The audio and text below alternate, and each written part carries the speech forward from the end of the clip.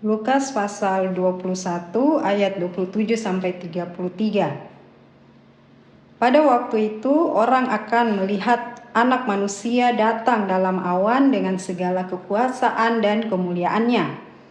Apabila semuanya itu mulai terjadi, bangkitlah dan angkatlah kepalamu, sebab pembebasanmu sudah dekat. Lalu Yesus mengatakan perumpamaan ini kepada mereka. Perhatikanlah pohon ara atau pohon apa saja. Apabila kamu melihat pohon-pohon itu sudah bertunas, kamu tahu dengan sendirinya bahwa musim panas sudah dekat. Demikian juga jika kamu melihat hal-hal itu terjadi, ketahuilah bahwa kerajaan Allah sudah dekat. Sesungguhnya aku berkata kepadamu, orang-orang zaman ini tidak akan berlalu sebelum semuanya terjadi. Langit dan bumi akan berlalu, tetapi perkataanku tidak akan berlalu. Amin. Bapak, Ibu, saudara-saudari, adik-adik yang dikasih Tuhan, pembacaan tadi mengingatkan kita akan peringatan Tuhan Yesus tentang kedatangannya yang kedua kali. Dan saat ini kita dalam masa penantian kedatangan Tuhan Yesus yang kedua kali, yang istilahnya adalah pengangkatan atau rapture. Firman Tuhan yang dibaca tadi itu adalah peringatan Tuhan dengan menceritakan satu perumpamaan tentang pohon ara. Tuhan katakan, jikalau kamu melihat pohon ara sudah mulai bertunas, berarti musim panas sudah dekat. Kita tahu itu pohon ara ada tumbuh di Israel ya. Dan di rumah kami juga ada pohon ara kami pelihara, tanam di pot. Pohon ara ini kalau bagi bangsa-bangsa di dunia tahu bahwa pohon ara itu adalah diumpamakan dengan bangsa Israel ya. Jadi Tuhan katakan tadi bahwa menjelang kedatangan Anak Manusia yaitu Tuhan Yesus, maka lihatlah seperti perumpamaan pohon ara ini. Kalau pohon ara sudah bertunas, kamu tahu musim panas sudah dekat. Artinya, menurut tafsiran beberapa hamba-hamba Tuhan di dunia, dan juga kami sendiri Warlot mendapatkan ini di tahun 2008, waktu masih di Gorontalo, bahwa pohon ara ini adalah bangsa Israel ketika dia bertunas diartikan sebagai bangsa Israel merdeka pada tahun 1948 ya, bulan Mei tahun 1948. Dan selanjutnya Tuhan berkata, generasi ini tidak akan berlalu, maka peristiwa kedatangan Tuhan terjadi. Artinya kalau kita hitung-hitung satu generasi, katakanlah seperti doa Musa di Mazmur 70, ini Musa ya, bukan Tuhan. Usia kita itu 70 tahun. Tetapi kalau kita baca di kitab Kejadian pasal 6, usia manusia itu paling lama 120 tahun. Jadi katakanlah 80 tahun ya. Maka kedatangan Tuhan itu sudah hampir ya. Kalau hitung-hitung dari merdekanya bangsa Israel, pohon ara itu bertunas. Dan Tuhan berkata bukan cuma pohon ara, perhatikan juga pohon-pohon lain. Dan ini diartikan oleh hamba-hamba Tuhan. Pohon-pohon lain itu yaitu bangsa Indonesia sendiri. Bangsa Indonesia merdeka tahun 1945 ya. Berdekatan dengan bangsa Israel yang 1948. Dan kita tahu ada bangsa-bangsa lain juga merdeka di tahun-tahun sekitar itu. Jadi nubuatan Tuhan Yesus ini sudah terbukti. Dan Tuhan katakan generasi ini tidak berlalu, Tuhan sudah datang. Jadi dengan demikian Bapak Ibu, saudara-saudari, adik-adik, pesan Tuhan melalui firman pada siang hari ini, yaitu kita harus senantiasa berjaga-jaga sambil berdoa.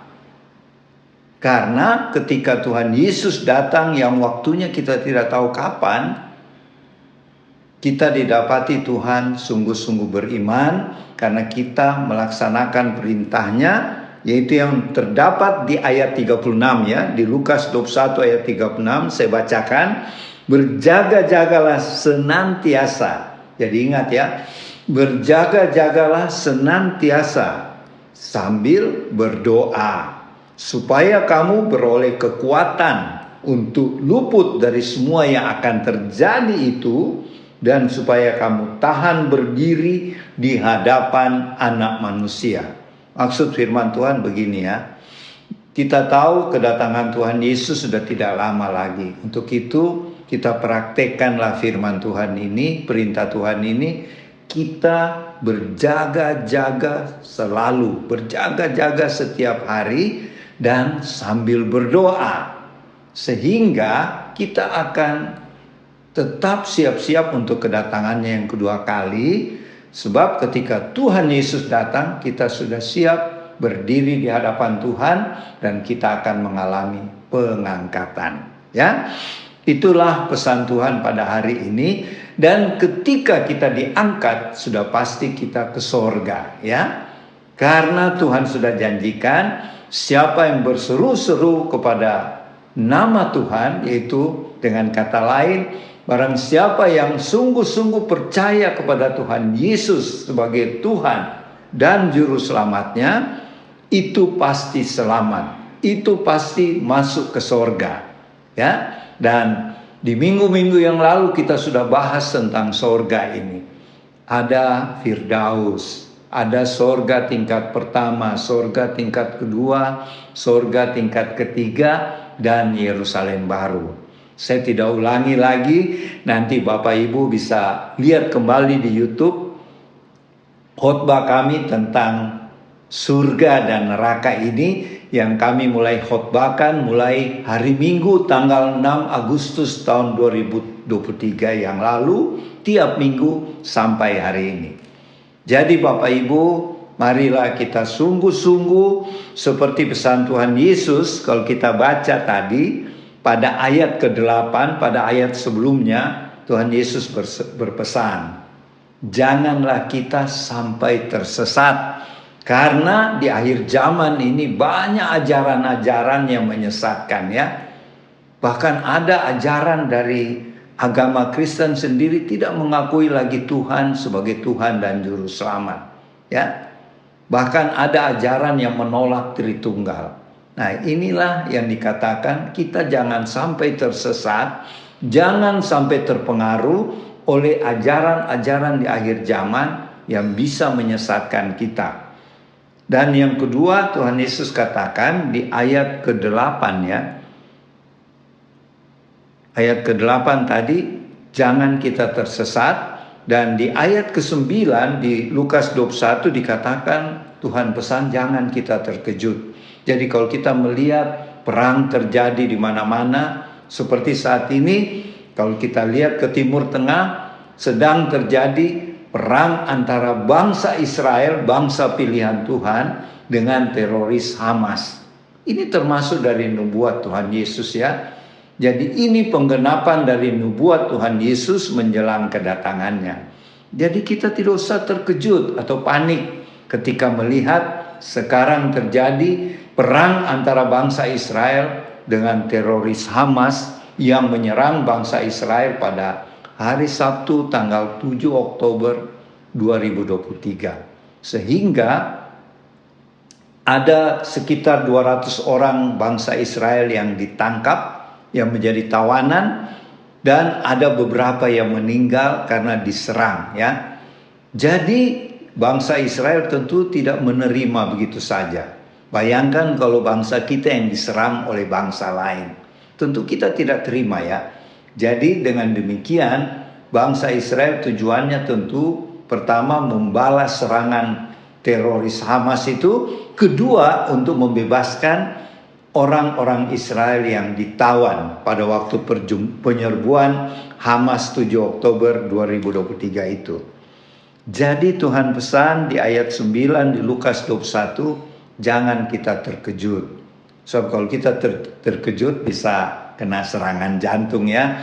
Jadi Tuhan berpesan kita tidak usah terkejut. Dan pada ayat 12-13 kalau kita baca, pada menjelang kedatangan Tuhan Yesus, banyak orang-orang percaya mengalami aniaya. Ada yang disiksa, ditangkap, masuk penjara supaya menyangkal imannya untuk percaya kepada Tuhan. Kita hadapi masa aniaya ini dengan kita pakai kesempatan untuk bersaksi. Bersaksi siapa itu Tuhan Yesus. Kita lihat misalnya ada beberapa hamba Tuhan karena kesaksiannya yang berani sehingga ditangkap, tetapi di penjara. Kita ingat misalnya kasus Yusuf Roni dulu ya. Pendeta Yusuf Roni waktu dia bersaksi dan ditangkap di penjara di Surabaya, tetapi kesempatan itu dia pakai untuk bersaksi siapa itu Tuhan Yesus, sehingga banyak jiwa-jiwa diselamatkan. Jadi pesan Tuhan yang pertama, jangan kita tersesat. Yang kedua, jangan kita panik atau terkejut. Dan yang ketiga, pakailah kesempatan untuk bersaksi selama Tuhan berikan kesempatan bagi kita, ya. Dan khususnya bagi Warlot, marilah kita bersaksi sambil melayani Tuhan, melayani sesama sesuai dengan talenta karunia yang Tuhan berikan kepada kita Warlot Ministry. Kemudian Tuhan pesan juga pada ayat 34 di Lukas 21, kita harus menjaga diri kita. Jangan sampai kita terlena oleh keadaan dunia, kita mabuk dengan pesta pora, hidup secara duniawi, hidup secara kedagingan, sehingga ketika Tuhan Yesus datang, kita pasti menyesal karena tidak mengalami pengangkatan. Oleh karena itu, pesan Tuhan yang menjadi nats kita pada hari ini, yaitu dari Lukas 21 ayat 36, yaitu marilah kita berjaga-jaga senantiasa sambil kita berdoa. Dan juga sambil kita melayani Tuhan, kita bersaksi terus, sehingga satu saat ketika mengalami pengangkatan, Tuhan akan menempatkan kita bukan hanya di Firdaus, minimal di surga tingkat 1, bisa juga di surga tingkat 2, surga tingkat 3, atau bahkan bisa di Yerusalem baru. Sesuai dengan pelayanan kita, pengorbanan kita, apalagi kalau sampai martir ya. Kalau sampai martir itu pasti di Yerusalem baru. Ya, kita sudah bahas tentang surga dan Yerusalem baru ini di minggu-minggu yang lalu. Dan untuk itu, sebagai penutup kesaksian kami waktu dibawa ke surga, saya ingat saya bertemu dengan ayah ibu kandung saya di surga. Saya bersyukur karena ternyata papi mami saya berada di surga, di tingkat 3, kalau tidak salah ingat saya, di tingkat 3, surga tingkat 3, karena sudah punya rumah sendiri dan segala fasilitas ada. Dan waktu saya berkunjung, Tuhan Yesus mengantar saya bertemu dengan ibu dan ayah kandung saya. Ayah dan ibu kandung saya mengira saya sudah meninggal karena saya sudah di surga kan. Tetapi saya berkata, papi mami saya belum meninggal. Cuma oleh kemurahan Tuhan, Tuhan membawa saya ke surga bertemu dengan papi mami. Dan banyak hal yang kami bicarakan di surga, terutama tentang pelayanan kami. Waktu itu masih nama Mahanaim of Laodikia, dan sekarang sudah dirubah menjadi The Warrior of Lord Jesus Ministry. Banyak yang kami saling sharing di sorga. Dan ibu saya menyediakan saya teh. Karena ibu saya tahu saya sangat menyukai teh. Tetapi ibu saya belum tahu sekarang saya juga sudah suka kopi ya. Waktu itu memang saya suka sekali teh. Jadi di surga ada teh ya. Dan teh di surga itu enak sekali ya. Nah itu Bapak Ibu, saudara-saudari, adik-adik, marilah kita berlomba-lomba dalam rohani untuk mendapatkan tempat yang terbaik di surga. soal keselamatan, asal kita percaya sungguh-sungguh pada Tuhan Yesus, kita pasti selamat dan masuk surga. Ya. Dan ada nanti kesaksian lain, itu dulu kesaksian saya, yaitu saya bertemu ayah ibu saya di surga ya. Dan banyak kita bercakap-cakap tentang keadaan di bumi. Nah, demikianlah yang bisa saya sampaikan. Selanjutnya nanti Oma Palar yang akan melengkapi khotbah ini. Tuhan Yesus memberkati. Selamat siang Bapak Ibu, saudara-saudari dan tim Warlot di rumah. Kita jumpa lagi ya. Saya lanjutkan menambah sedikit apa yang dibawakan oleh Opa tadi mengenai firman hari ini. Tanda-tanda kedatangan Tuhan. Sekarang lagi marak ya, karena apa yang terjadi peperangan antara bangsa, utamanya bangsa pilihan Tuhan, bangsa yang Tuhan sendiri bentuk dengan tangannya. Ya, bagaimana begitu menghebohkan. Kenapa? Karena semua umat Tuhan tahu semua tanda itu ada di dalam firman-Nya. Ya, yang perlu kita tahu, saya menekankan dengan tanda yang Tuhan katakan, bahwa bangsa umat Tuhan, anak-anak Tuhan, atau boleh kami katakan agama yang memberikan penjelasan, memberikan hal yang tanda yang bagaimana kedatangan Tuhan itu ada di agama Tuhan. Kata agama yang dibentuk oleh dunia sendiri. Tuhan tidak mengatakan agama ya waktu Tuhan berikan. Tuhan hanya katakan waktu Tuhan datang, percaya kepadaku ya. Agama itu saya tidak ulas panjang karena itu satu penelitian, satu hal yang perlu pengertian, bahwa kita harus bersyukur. Kita harus mengatakan bahwa kita adalah anak-anak Tuhan. Tentu kalau katakan anak-anak Tuhan, ada yang bukan anak Tuhan. Ya, Tuhan katakan anak-anak Tuhan karena kita percaya. Dan mengenai tanda-tanda akhir zaman hanya didapat oleh anak-anak Tuhan yang percaya. Itu perlu kita sebagai anak-anak Tuhan mensyukuri hal ini. Ya, bagaimana Tuhan memberikan banyak sekali, saya percaya Bapak Ibu di rumah mengetahui. Tapi yang saya ingin penjelasan, memberikan sedikit penjelasan, kesaksian yang mengatakan bahwa ayat yang ke-29 yang Tuhan Yesus katakan, perhatikanlah pohon ara atau pohon apa saja. Apabila kamu melihat pohon-pohon itu sudah bertunas, kamu tahu dengan sendirinya bahwa musim panas sudah dekat. Kalau di penjemahan lain, apabila kamu lihat yang tadi Opa katakannya pohon ara itu bertunas, itulah tanda bahwa kedatangan Tuhan, kedatanganku makin dekat. Dalam hal ini tadi Opa katakan pohon ara adalah saya sedikit memberikan pengertian ini ulang bahwa pohon ara adalah bangsa Israel. Dan penelitian dan saya percaya Bapak Ibu tahu bahwa tahun itu memang bangsa Israel merdeka tahun 48. Dan tangan Tuhan sendiri yang membentuk. Saya tidak mengulasnya, saya percaya Bapak Ibu saudara-saudari tahu keadaan ini, bangsa di sekitar bangsa Israel waktu merdeka di sekitarnya gitu, termasuk bangsa kita ada di situ. Itulah yang dikatakan dalam firman siang ini. Saya ingin berbicara mengenai tanda. Tanda ini, pembacaan ini kami dapat di dalam tahun 1900-an ya.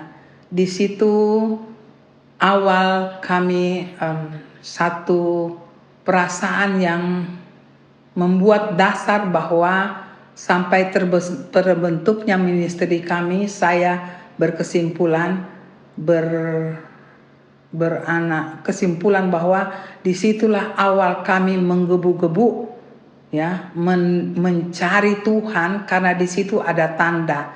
Mengenai tanda yang di ayat tadi yang kami dapat, saya mau katakan hal ini banyak sekali diartikan begitu banyak. Tiap orang, tiap gereja, anak-anak Tuhan bebas untuk menafsirkan. Semua benar, tidak ada yang salah, karena semua menuju pada Tuhan Yesus. Kalau saya pribadi sekeluarga, untuk di mana kamu lihat pohon ara bertunas, waktu itu kami berdoa dan kami dapat bahwa pohon ara itu Tuhan, bangsa Israel. Ya, saya tidak ulang, dan ada beberapa bangsa sekitarnya, dan itu benar. Dikatakan di situ bahwa bagaimana kedatangan anak manusia, bahwa di saat pohon ara bertunas dan pohon-pohon lainnya, di situ tandanya Tuhan Yesus, aku akan datang. Dan kedatanganku itu tanda, tetapi aku datang secara nyata sebelum generasi ini berlalu, aku sudah datang. Kalau kami sendiri mengartikan itu, saya bawa dulu bahwa generasi, untuk pengertian generasi seperti yang Opa katakan tadi, ada diambil dari Musa, kitab Daud, Mazmur, dan tak di Kejadian. Itu dua. Kalau saya waktu itu mengambil, kami berbincang, berdiskusi, kalau dikatakan satu generasi ada 70 tahun, kalau sehat 80 tahun. Saya ambil di situ. Tapi kalau yang di Kejadian 120 tahun. Saya ya boleh kata saya sekeluarga lebih kena di 70 atau 80. Sejak itu waktu kami menghitung-hitung, meneliti, berdiskusi dengan Tuhan, tahun yang kami dapat seperti tahun ini. Ya, sampai kami rindu Tuhan, kalau betul-betul Tuhan datang. Sampai sekarang kami selalu berdoa, di saat Engkau datang, kami sekeluarga Engkau angkat. Itu selalu kami rindu. Dan apa yang terjadi waktu saya berpikir, menganalisa dan merenungkan, Tuhan, apakah saya masih hidup di tahun yang 80 sesudah bangsa Israel merdeka, waktu itu 48. Kami hitung-hitung itu 2000-an seperti kita saat ini mengalaminya. Ya, begitu menggebunya, begitu rindunya kami, sampai hal-hal yang masuk dalam doa yang saya ulangi, Tuhan, kalau bisa, kalau Engkau datang, angkatlah kami sekeluarga. Dan itu terjadi, Bapak Ibu. Bukan terjadi kedatangan, tandanya makin jelas seperti yang kita alami saat ini. Bagaimana peperangan bangsa Israel, bangsa pilihannya Tuhan. Saya tidak ulangi, pasti ibu bapak di rumah mengerti ini dan melihat itu sangat terbuka, tidak ada lagi yang tertutup. Nah, pusatnya adalah bangsa Israel. Beberapa waktu selalu kalau kami adakan khotbah begini, selalu saya rindu, Bapak Ibu, melihat keadaan dunia, lihatlah selalu, arahkan perhatian kita ke Timur Tengah. Dan ternyata itu betul, Bapak Ibu di rumah, melihat semua peperangan ini, hati kita sangat merindukan Tuhan akan datang. Penantian itu sesuatu yang bisa dikatakan dalam perasaan Tuhan. Begitu hebatnya Tuhan, ya. Ada banyak hal yang kita akan hadapi, kesusahan, peperangan, ya. Ada banyak yang dikatakan di dalam firman. Tapi saya mau katakan, kita bisa tahu kita ada di pihak mana. Biarlah keadaan tanda-tanda ini membuat kehidupan kita sebagai anak Tuhan, ya, menyiapkan hidup kita pribadi, keluarga, untuk melihat apa yang Tuhan rindukan di saat melihat tanda-tanda ini. Apakah kita melihat tanda-tanda ini, kita diam saja? Atau kita juga ada rasa itu, tetapi tidak tahu berbuat apa? Saya sarankan Bapak Ibu di rumah, waktu melihat ini, ada perasaan yang Tuhan berikan di hati masing-masing. Mungkin menyambut ini, Tuhan, aku tidak tahu mau buat apa. Paling tidak Bapak Ibu, mungkin ada sesuatu yang ingin kita lakukan. Paling tidak mari persiapkan diri kita yang lebih utama. Ya. Dan minta Tuhan mau pakai apa yang Tuhan mau pakai bagi tiap pribadi dan keluarga untuk menyambut ini. Persiapan apa Tuhan? Kami mengerti Tuhan, kami persiapkan diri pribadi dan keluarga. Adakah tugas lain? Mari kita berbicara. Kita minta kepada Tuhan. Apa yang kita mau, Tuhan mau kita persiapkan di hidup kita. Melaksanakan apa yang kita harus lakukan. Melihat kehidupan kita, orang lain melihat kehidupan kita akan beda. Beda dengan orang dunia. Mereka tidak tahu hal-hal ini, Bapak Ibu. Bapak Ibu harus tahu. Kalau mereka melihat ini, mereka tidak percaya. Tetapi kita sebagai anak Tuhan, Tuhan selalu datang meyakinkan kita. Mari kepadaku, lihat aku, maka aku akan memperlihat semua apa yang aku akan kerjakan di akhir zaman ini. Tidak ada kata lain lagi yang saya katakan. Bapak Ibu, intimlah dengan Tuhan. Keintiman itu kita bisa melihat kehidupan dunia ini dengan kehidupan Tuhan. Di situ kita bisa bedakan mana yang Tuhan, mana yang bukan. Sangat jelas Bapak Ibu. Sampai kadang-kadang dengan mengetahui itu kita tidak perlu lagi, ya. Kita tidak perlu lagi, Tuhan memang kita harus minta. Tetapi tanpa kita minta pun karena kita sudah ada bersama Tuhan. Itu nampak sekali perbedaannya Bapak Ibu. Nampak sekali. Perbedaan anak Tuhan dan bukan Tuhan. Kalau kita bersama Tuhan itu beda. Tapi ada satu tanda perbedaan yang selalu saya ulang-ulang kalau berbicara. Perbedaannya adalah putih. Saya umpamakan putih dan hitam. Kita ada di bagian putih. Hitam adalah kegelapan dan dosa. Dulu kalau mengatakan hitam dan putih, mungkin kita umpamakan sebelah kanan adalah kita, sebelah kiri adalah kegelapan. Tapi di sekarang, di zaman akhir ini Bapak Ibu, itu yang membuat kita harus mengerti dan harus kuat di dalam Tuhan. Tumbuhkan iman kita, tumbuhkan keintiman kita dengan Tuhan. Karena kehidupan sekarang, hitam dan putih tidak ada, berdiri masing-masing. Maka Tuhan mengatakan kita ada di tengah-tengah hitam.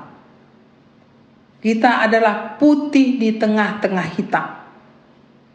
Kadang itu harus kita lalui dan memang kita lalui, Bapak Ibu. Kadang itu sendiri. Ya, kita lihat, kita renungkan kehidupan kita. Apakah kalau kita ada di situ kita kuat menghadapi?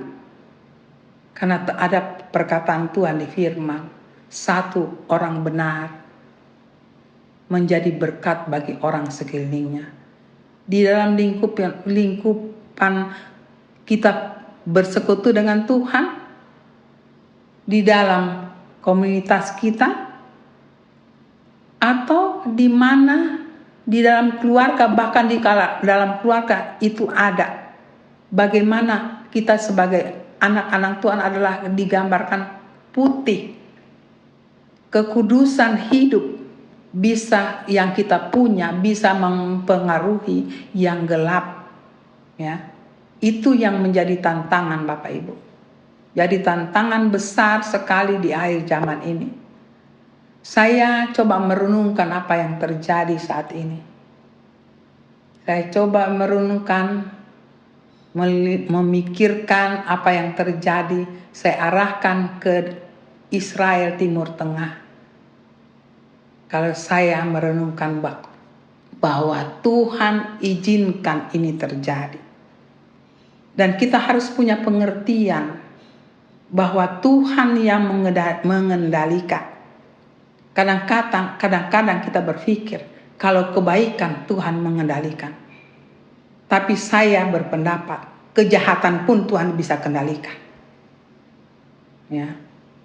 Tuhan bisa atur itu untuk anak-anaknya, khususnya bisa melihat semua ini untuk melihat kebaikan, apa yang rencana Tuhan di situ. Dan apa yang terjadi zaman ini, keadaan ini, peperangan antara bangsa, khususnya bangsa Israel ya dengan Palestina. Kita tidak itu hal yang secara negara, tapi kita lihat secara Tuhan.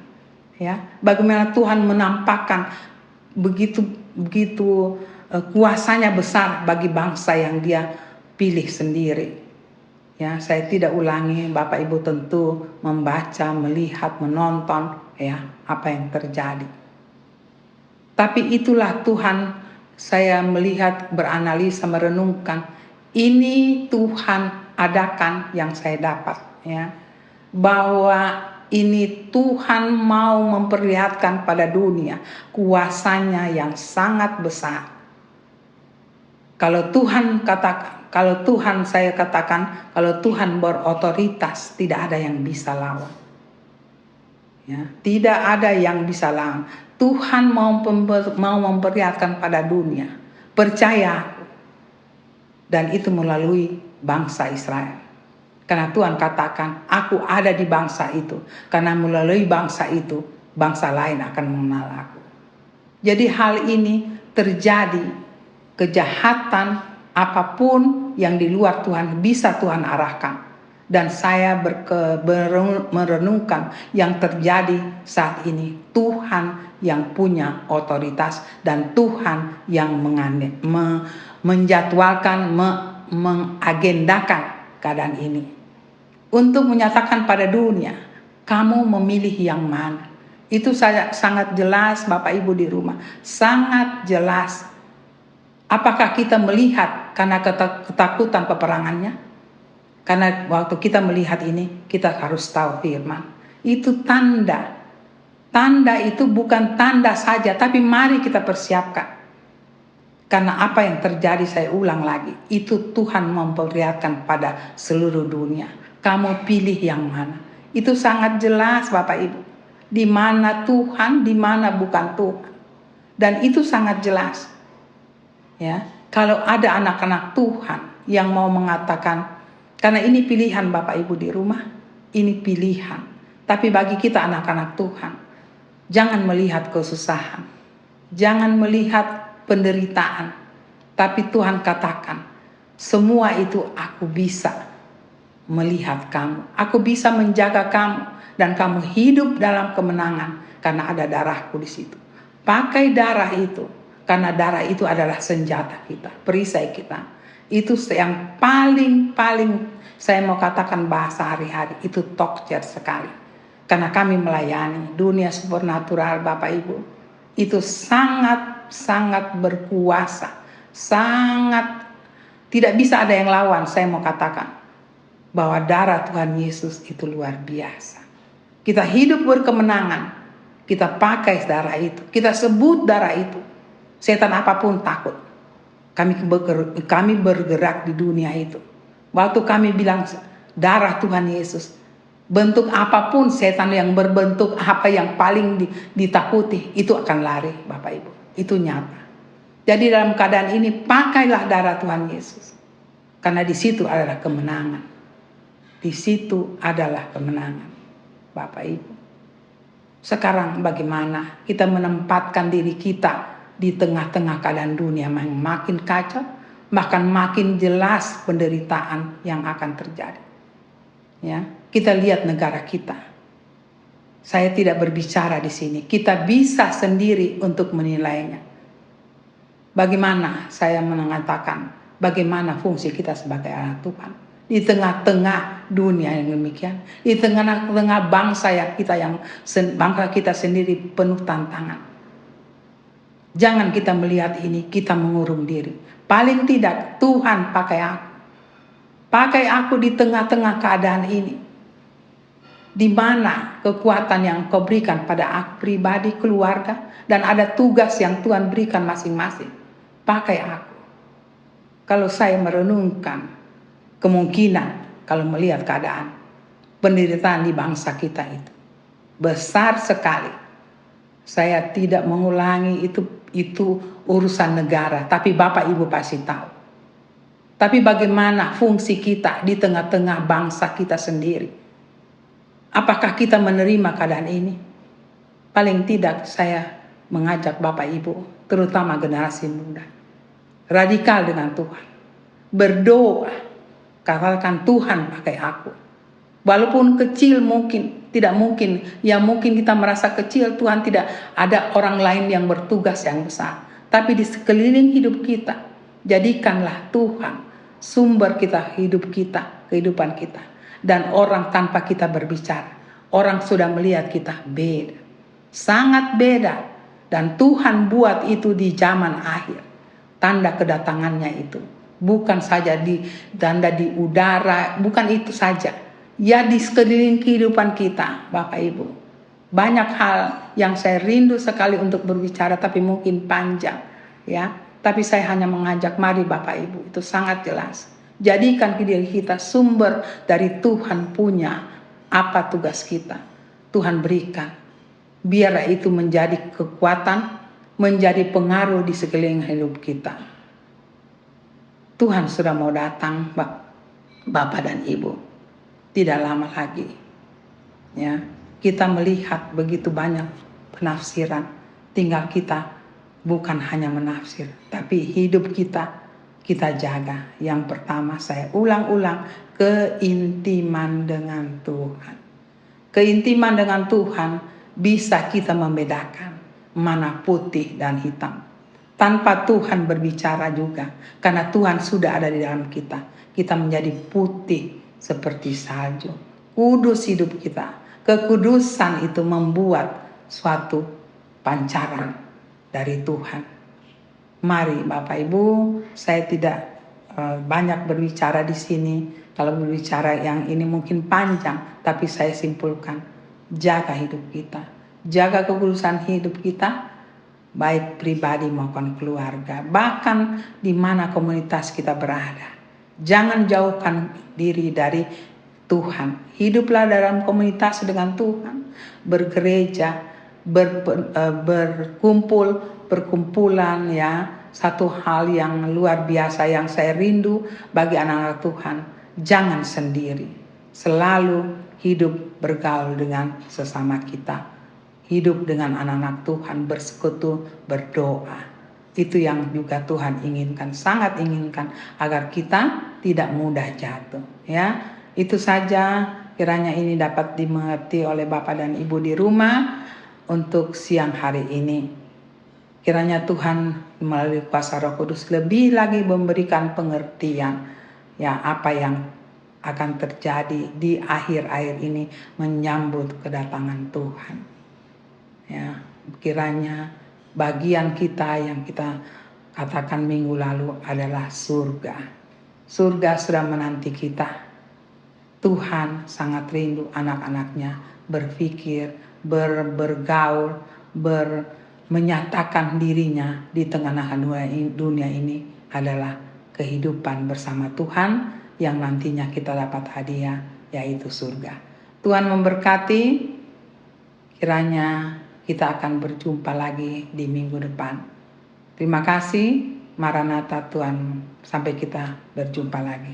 Amin.